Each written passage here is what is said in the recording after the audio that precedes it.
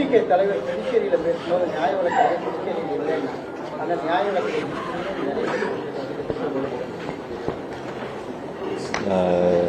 பொதுவாக என்ன சொல்றேன்னா, எல்லா அரசியல் கட்சியும் எதை வேணாலும் பேசலாம், எதை வேணாலும் சொல்லலாம்.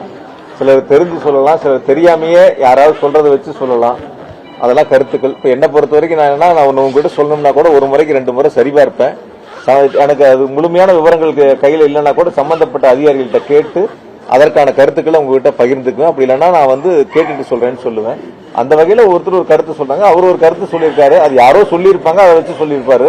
பட் முழுமையா இருக்கா இல்லையான்னு தெரிஞ்சுக்கிட்டு சொல்லி இருந்திருக்கலாம்.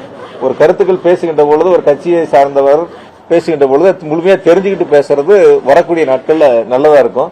அதுதான் மக்களும் எதிர்பார்ப்பாங்க. அப்ப எதுவுமே தெரியாம வெறுமனே உட்கார்ந்து A4 சீட்டை கையில் கொடுத்தாங்கன்னா நான் அப்படியே படிப்பது என்பது ஏற்புடையதல்ல. அது ஒவ்வொரு கட்சி அவங்களுடைய இருக்கிற சூழல் நீங்க புரிஞ்சுக்குவீங்க, மக்களும் புரிஞ்சுக்குவாங்க.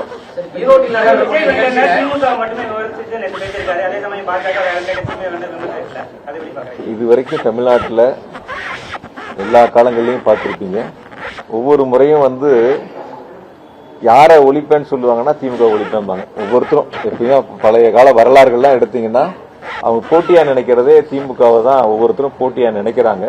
அப்படி திமுக போட்டியா நினைச்சாதான் தங்களால வளர முடியும் அப்படிங்கறது அவங்களுக்கான ஒரு குறிக்கோளா கையில வச்சுக்கிறாங்க. அந்த அடிப்படையில கூட சில பேர் அது மாதிரி முன்னெடுப்பதற்கான நிலைகள் இருக்கலாம். அதனால ஒருபோதும் யாராலும் எந்த காலத்திலும் திமுகவை அவர்கள் காணுகின்ற கனவை போல வீழ்த்திவிட நினைப்பவர்கள் கண்டிப்பாக அவர்கள் தான் வீழ்ந்து போவார்களே தவிர திமுக என்பது 75 ஆண்டு காலம் மக்களிடத்தில் ஆட்சியாக இருந்து பல்வேறு திட்டங்களை கொண்டு சேர்ந்த இயக்கம்.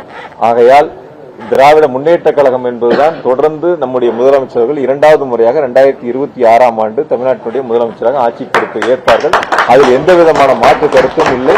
கோவையை பொறுத்தவரை முதலமைச்சருடைய சாதனை திட்டங்களை சொல்லி மக்களிடத்தில் வாக்குகளை பெற்று அதிகமான தொகுதிகளில் கோவை மாவட்டத்தில் திமுக தலைமையிலான கூட்டணி